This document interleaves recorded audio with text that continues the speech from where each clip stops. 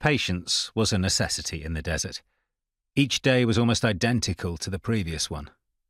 Every third day, I would lead a patrol into the desert to ensure that the caravans that plied the desert were safe. On the days when we were in the fort, we trained and I did the paperwork.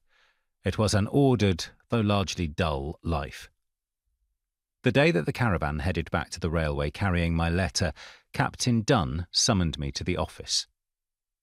"Take a seat, Griff." He tapped the official-looking document that lay on the desk. "This came from Cairo. You can read it at your leisure, but I will give you the gist of it now." He shook his head. "You can tell that Kitchener is no longer in command.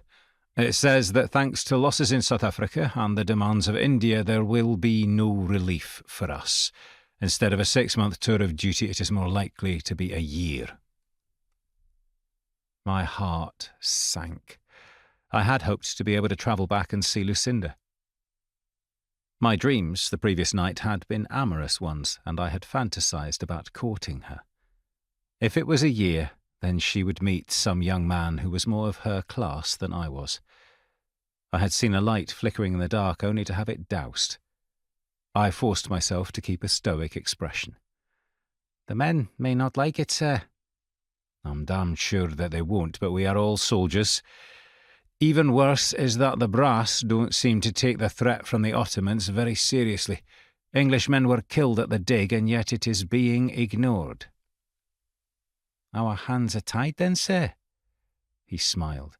"They appear to be, but nowhere does it say that we cannot police the border rigorously. Thanks to our patrols, the bandits appear to be leaving the caravans alone. I think that Sergeant Major Leonard and Sergeant Shaw are more than capable of taking a couple of troopers to escort the caravans who head to Abu Minkar and Moot. We can concentrate on extended patrols to Siwa and the border."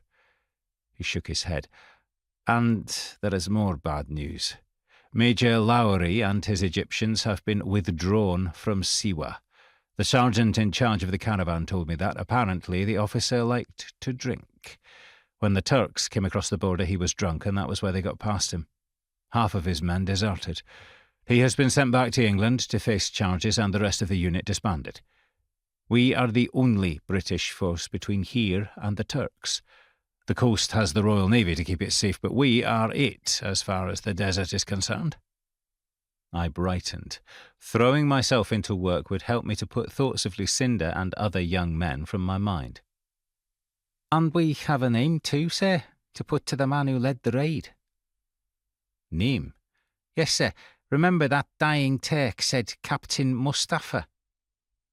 "Ah, yes, but how does that help?"